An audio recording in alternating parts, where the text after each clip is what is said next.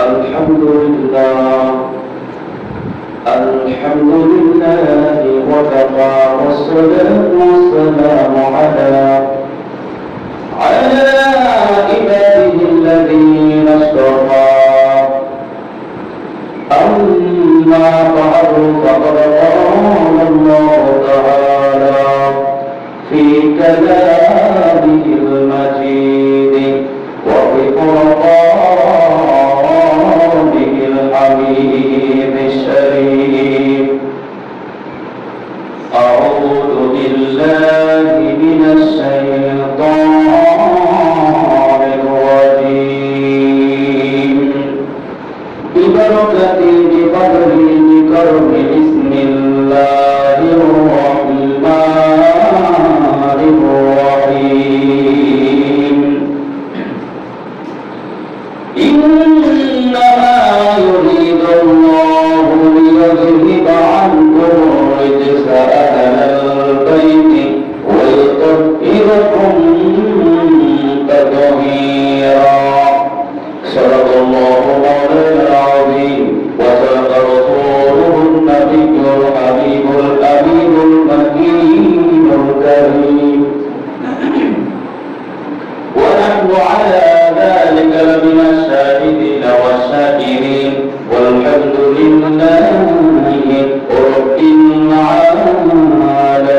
العالمين ربي صل وسلم وبارك عليه في شان حبيبه ومحبوبه ومعشوقه آمرا ومخبرا إن الله وملائكته يصلون على النبي يا أيها الذين آمنوا صلوا عليه وسلموا تسليما اللهم صل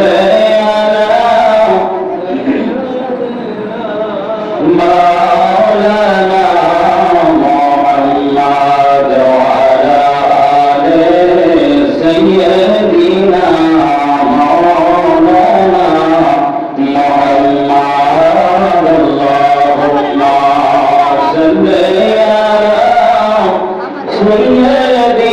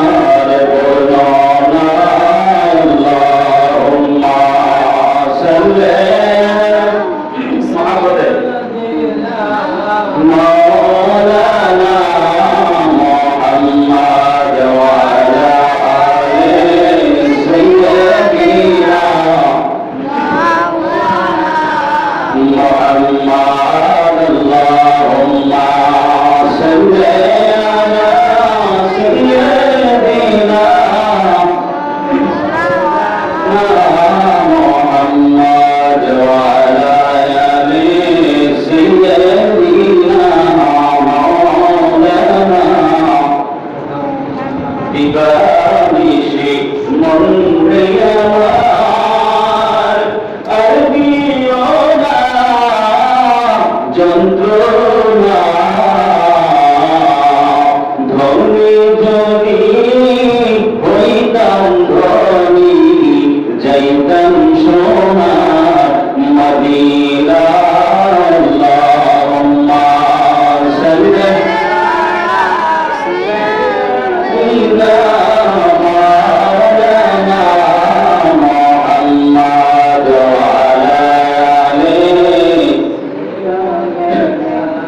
مولانا سبحان الله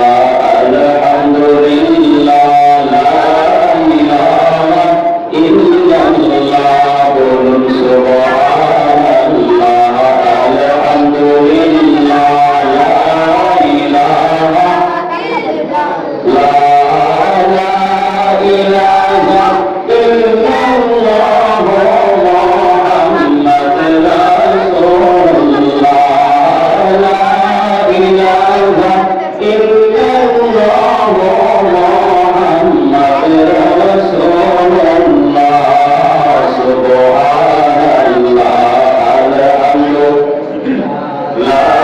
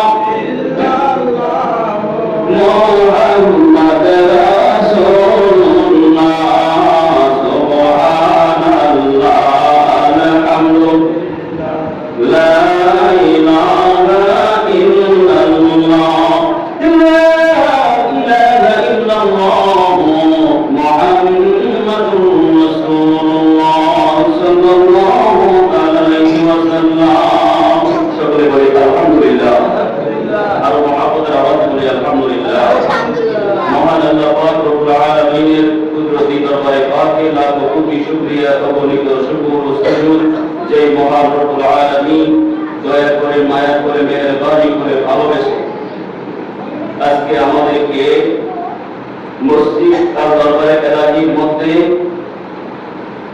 পবিত্র জুমার সালাত আদায় করার তৌফিক এনায়েত করেছেন।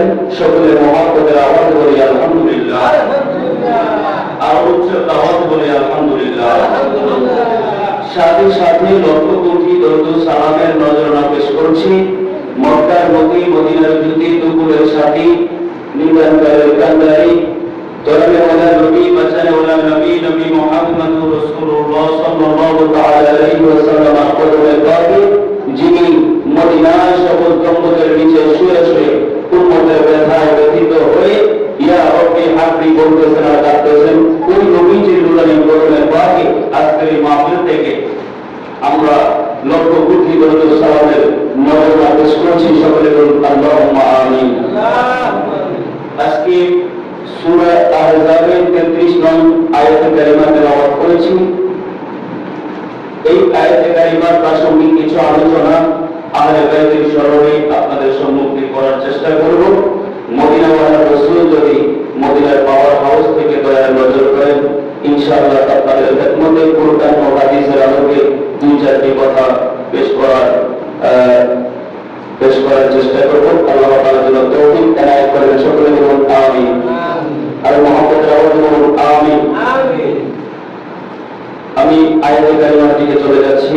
আউযু বিল্লাহি মিনাশ শাইতানির রাজীম। বিসমিল্লাহির রাহমানির রাহিম। ইন্নামা ইউরিদুল্লাহু লিইয়ুযহিবা আনকুমুর রিজসা আহলাল বাইতি ওয়া ইউতাহহিরাকুম تطهيرا صدق الله مولانا العظيم وصدق رسوله النبي الحبيب الكريم ونحن على ذلك لمن الشاهدين والشاكرين والحمد لله رب العالمين. সকলে বলি সুবহানাল্লাহ। আর মহব্বত আওয়াজ বলি সুবহানাল্লাহ।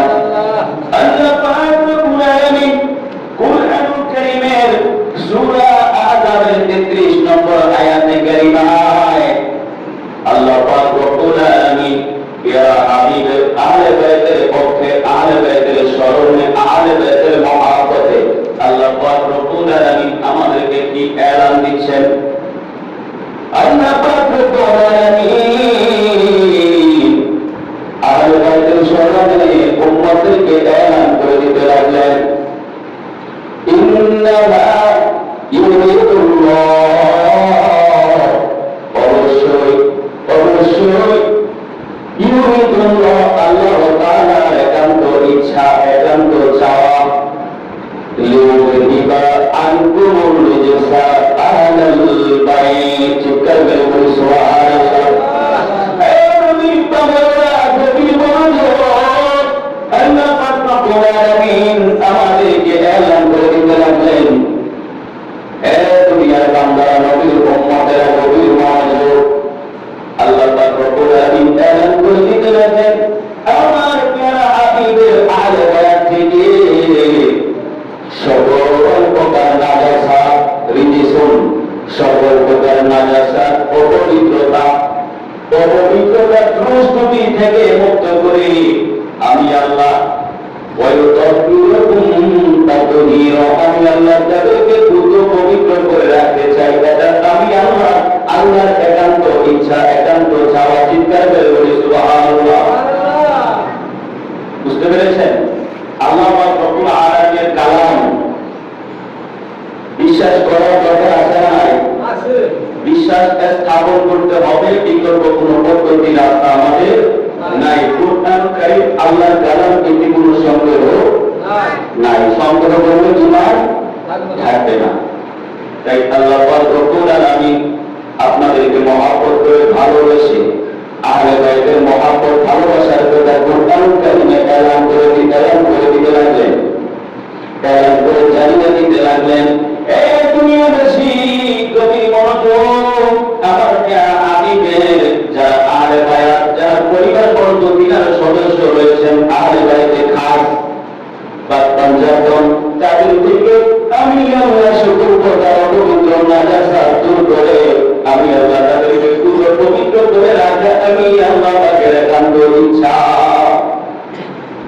সুবহানাল্লাহ বলেন।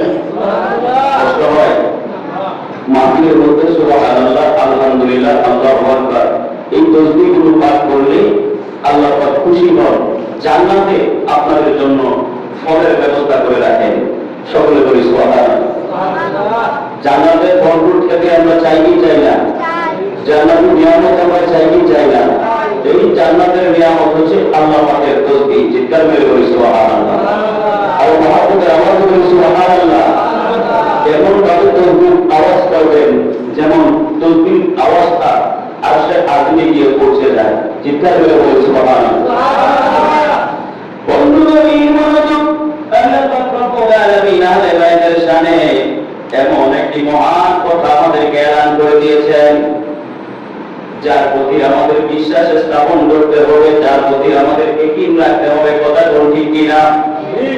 মুখ্য বিষয় হচ্ছে এই আয়াতে কারিমা যখন নাযিল হলো জমিনের উপর হাবিব বিশার রাজী আন আবু সাঈদ আল-খুদরি রাদিয়াল্লাহু তাআলা আনহু থেকে বর্ণিত। তিনি বলেন, ইন্নামা ইউরিদুল্লাহু লিইয়ুযহিবা আনকুমুর রিজসা আহলাল বাইত।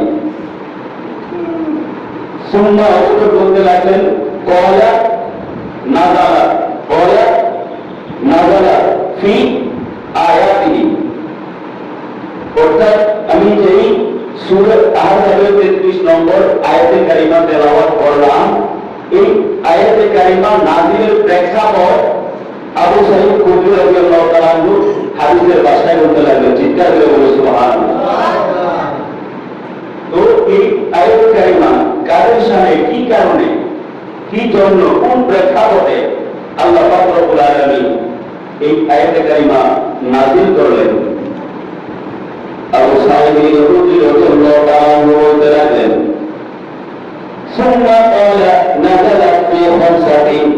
এই আয়াতে কারিমা 5টি পবিত্র জাতে পাকের উপর নির্দিষ্ট করে আল্লাহ পাক অবতীর্ণ করেছেন। সুবহানাল্লাহ। 5টি জাতে পাক, 5টি পবিত্র বডিকে নির্দিষ্ট করে আল্লাহ পাক রব্বুল আলামিন এই আয়াতে কারিমা নাযিল করেছেন। তারা কারা? সেই 5জন পবিত্র ব্যক্তি জাতে পাক তারা কারা, তাদেরকেও হাদিসে পাকে স্পষ্ট করে দিয়েছেন। ফি রাসূলিল্লাহি সুবহানাল্লাহ। প্রথম এক নাম্বার হচ্ছে প্যারা রাসূল সাল্লাল্লাহু আলাইহি ওয়াসাল্লাম, ওয়া আলিয়া ওয়া ফাতিমাতা ওয়াল হাসানি ওয়াল হুসাইনা। সুবহানাল্লাহ। এই আয়াতে কারিমা আমি যেই 5জন পবিত্র জাতে পাককে নির্দিষ্ট করে নাযিল করেছি তারা হলেন প্যারা রাসূল এবং তিনার জামাতা হযরত আলী রাদিয়াল্লাহু তাআলা এবং রাসূলের বাতির কন্যা খাতুনে জান্নাত মা ফাতেমা তুজহরা রাদিয়াল্লাহু তাআলা আনহা, তাজরিদ ইমাম হাসান ইমাম হুসাইন রাদিয়াল্লাহু তাআলা আনহুমা। চিৎকার মেরে বলি সুবহানাল্লাহ। এখানে একটা বিষয় বোঝার এবং জানা, দেখেন আল্লাহ পাক রব্বুল আলামিন কত দয়া আমার প্রতি করেছেন। আল্লাহ বলতে লাগলেন, আহলে বায়াতে খাস যাদেরকে আমি সকল প্রকার অপবিত্রতা থেকে পবিত্র করে রাখি। এটা আল্লাহ পাকের চাওয়া। তাহলে আহলে বায়াত পবিত্র না অপবিত্র? কালামকার আল্লাহ। এটা কিন্তু কোন মোল্লা মৌলবীর ফতোয়া নয়, সরাসরি কাল ফতোয়া আল্লাহর ফতোয়া। ওয়ায়ুতাহহিরুকুম তাতহীরা, পূর্ণ পবিত্র করে রাখা। এখন একটা মজার বিষয় এখানে দেখুন, গদিরে ঘুমে প্যারা রাসূল সাহাবায়ে কেরামদেরকে উদ্দেশ্য করে বলেছিলেন, তোমাদের নিকট 2টা বস্তু, ভারী বস্তু রেখে যাচ্ছি। একটা হচ্ছে আহলে বায়াত, অপরটি হচ্ছে কুরআনুল কারীম। চিৎকার করে বলি সুবহানাল্লাহ। এখানে আহলে বায়াতের সাথে কুরআনুল কারীমকে কেন আনলেন? বুঝার বিষয়, আহলে বায়াতকে কুরআনুল কারীমের সাথে কেন আনলেন? কুরআনুল কারীম পবিত্র না অপবিত্র? পবিত্র। ওযু ছাড়া কুরআনুল কারীম স্পর্শ করা যায় না। কোরআন কারীম হলো পবিত্র আল্লাহ তাআলার কুদরত, ঠিক না? তো কোরআন কারীম পবিত্র, পাশাপাশি আহলে বাইতকে কেন রেখেছেন? কারণ পবিত্র বস্তুর সাথে পবিত্র বস্তুই কিন্তু রাখতে হয়। পবিত্র বস্তুর সাথে অপবিত্র বস্তু রাখা যায় না। যেভাবে কোরআন কারীমকে পবিত্রতা দান করেছেন, সকল কিছুর মধ্যে শ্রেষ্ঠ, সকল কিতাবের মধ্যে সর্বশ্রেষ্ঠ কিতাব হিসাবে কেন নাযিল করেছেন, তেমনি আল্লাহ রাব্বুল আলামিন বলতে লাগলেন আহলে বায়াত আমার কোরআনের সাথে থাকবে। প্রিয় রাসূল বলতে লাগলেন লা ইয়াতাফাররাকা হাত্তা ইয়ারিদা আলাল হাউজ।